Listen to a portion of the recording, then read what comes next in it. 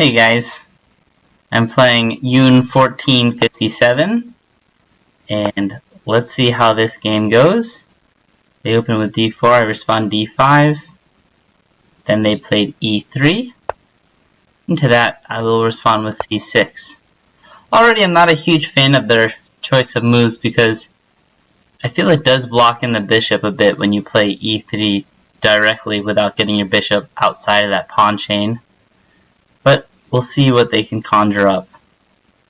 I just want to develop normally, get my knight out to f6, which is its most natural square.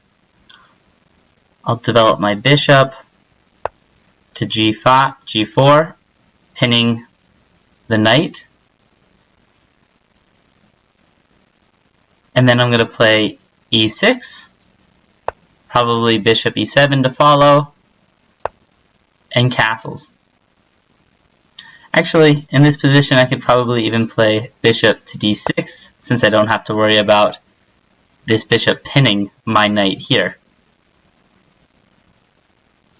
So this is already a bad move, because in trying to break the pin, they've chosen perhaps a worse choice, which is to allow me to recapture, and then when they allow me to capture, and when they recapture, their king is now quite exposed. The question is, am I able to exploit that? Let's find out.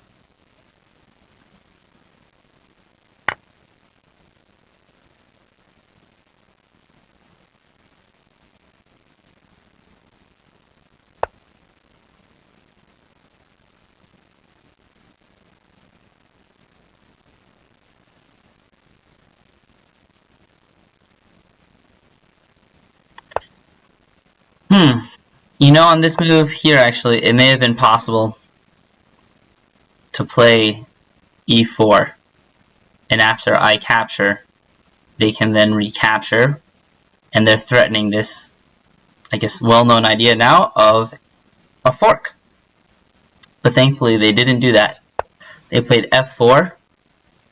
So here we see that they're building up their pawns on dark squares.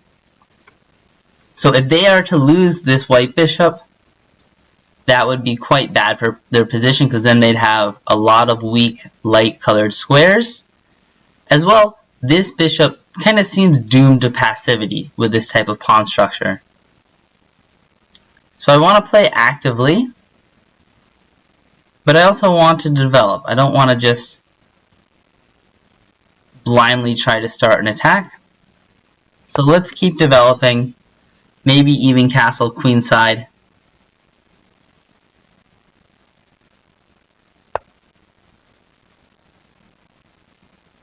Yeah, so clearly their idea is they're lining up this rook here because they want to get this pawn push in, which would be supported by the bishop here.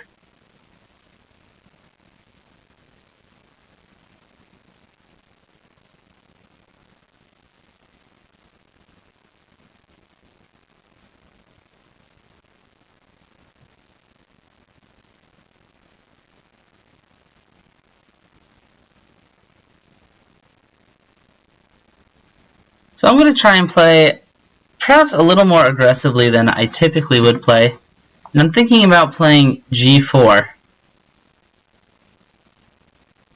And after they recapture, or after they capture, playing rook g8.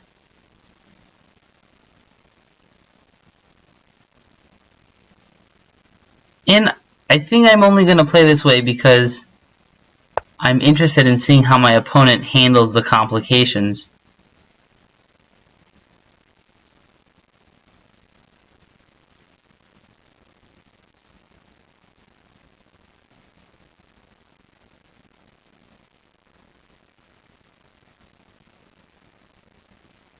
Say maybe instead of pawn captures rook g8, I might even have this idea of pawn captures knight e4, and then let's say after they were to recapture my knight with their bishop, I could have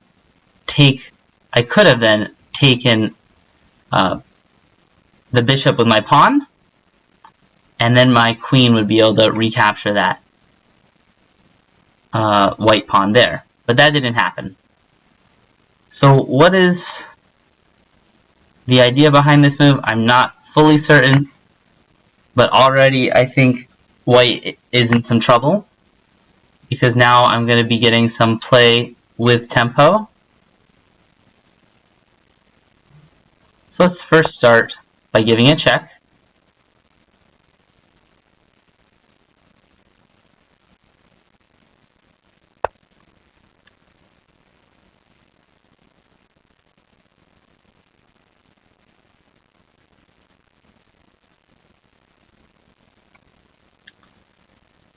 And now we can threaten this pawn here.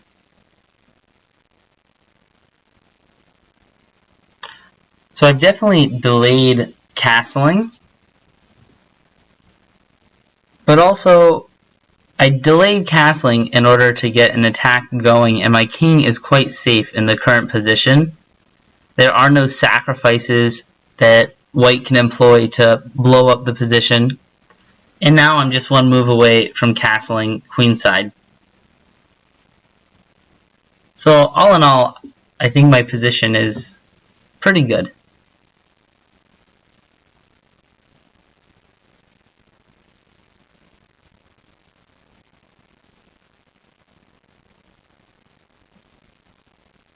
So I don't even... The only way that I can see that white can defend this pawn is to play queen back to c2, d2, my apologies.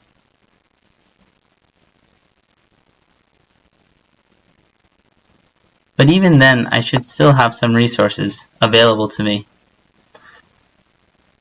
And instead of playing queen back to d2, they actually removed their only defender of that pawn by placing the knight. So this can be sort of a lesson in how not to play, and you don't want to just start tripping over yourself by placing pieces in front of your other pieces and really not developing to the natural square. This knight most likely belongs on the c3 square, and this bishop should have gotten out of that pawn chain instead of playing e3. And now we see that with the queen here on c3, black needed to develop the knight, or wanted to develop the knight, so they had to move it to d2, but this then blocked in the bishop on c1. So white's pieces are coordinating quite poorly, in fact.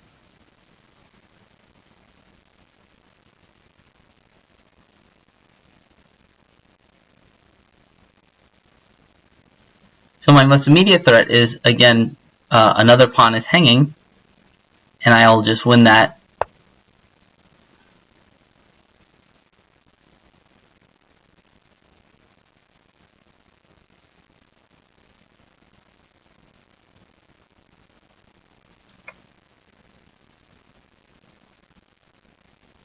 So I can win this pawn,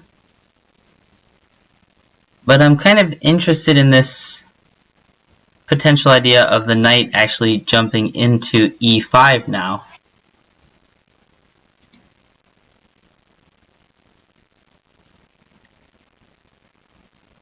But that is probably not such a huge inconvenience either. So let's look at this idea of bishop captures h2, then we'll say knight e5, and after knight e5 I can play rook to g1, giving check. Therefore the king needs to go here. Or let me use the red. The king needs to go to e2, and then my rook would capture with check, and either queen or king could recapture, but in the end I can then bring my bishop, which is here on h2, back to recapture the knight, or back to capture the knight on e5, and both my queen, my knight and queen will be guarding that, so I should be winning it. So let's go ahead and do that.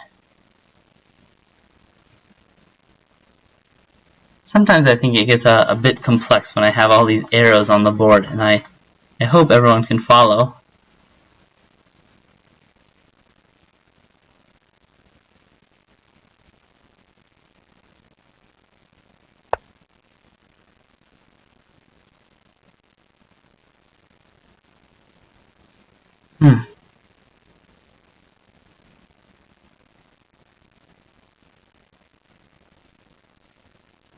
I must admit I don't understand White's play or what they're trying to achieve here.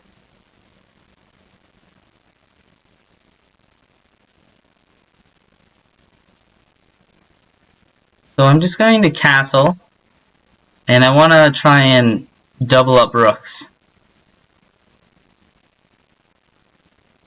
Double up rooks, and also probably retreat this bishop back to safety and hit the queen, potentially. Let's see how White responds.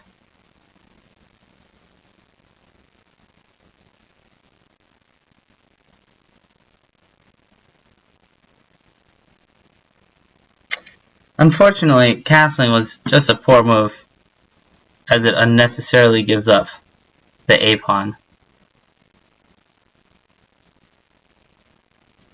But I am down a lot of time. Wow, I did not even look at that.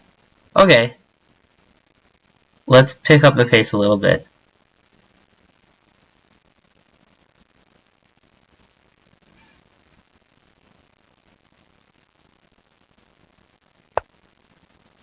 Yeah, so here we can see me put into action that idea that I had.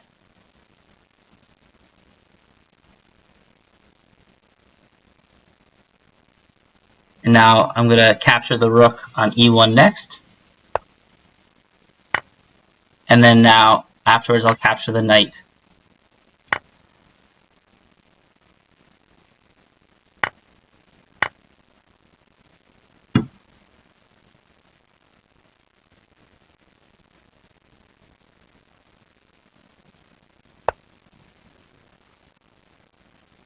So now that White's played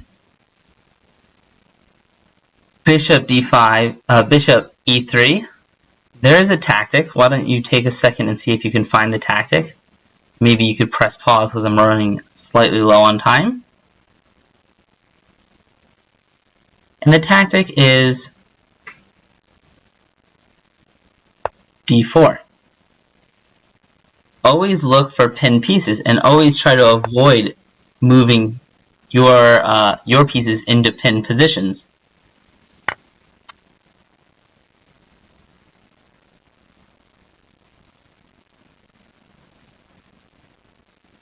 Perhaps the simplest way to win now might be rook over to g8 and rook up.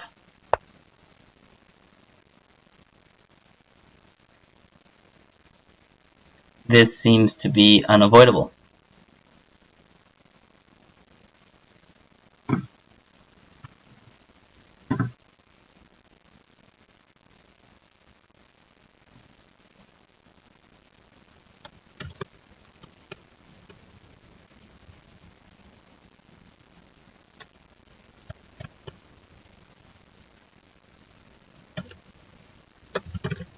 I'm just telling my opponent that I'm going to post the video to YouTube, and I will probably send them a link.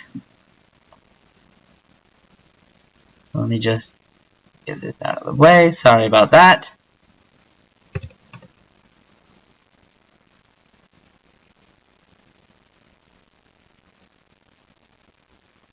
Seems they're not interested in resigning, though.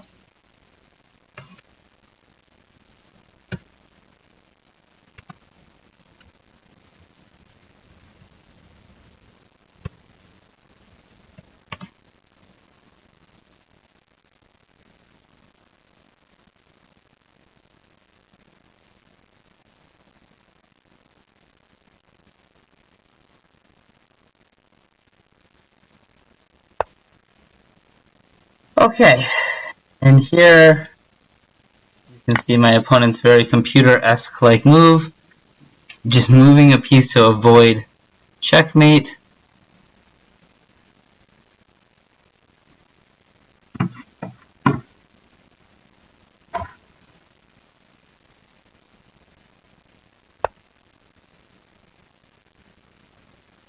Some more of the same.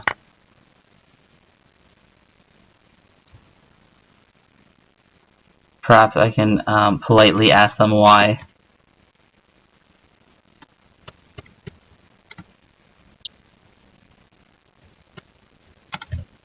perhaps a little bit rude of them.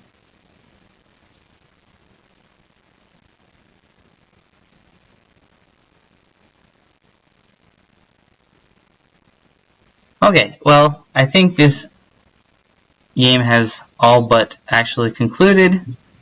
So thank you very much for tuning in. I hope you were able to gain some information from this. And as always, feel free to ask any questions or leave any feedback that you may have. Thank you. Have a good night, morning, evening, whenever you're watching this.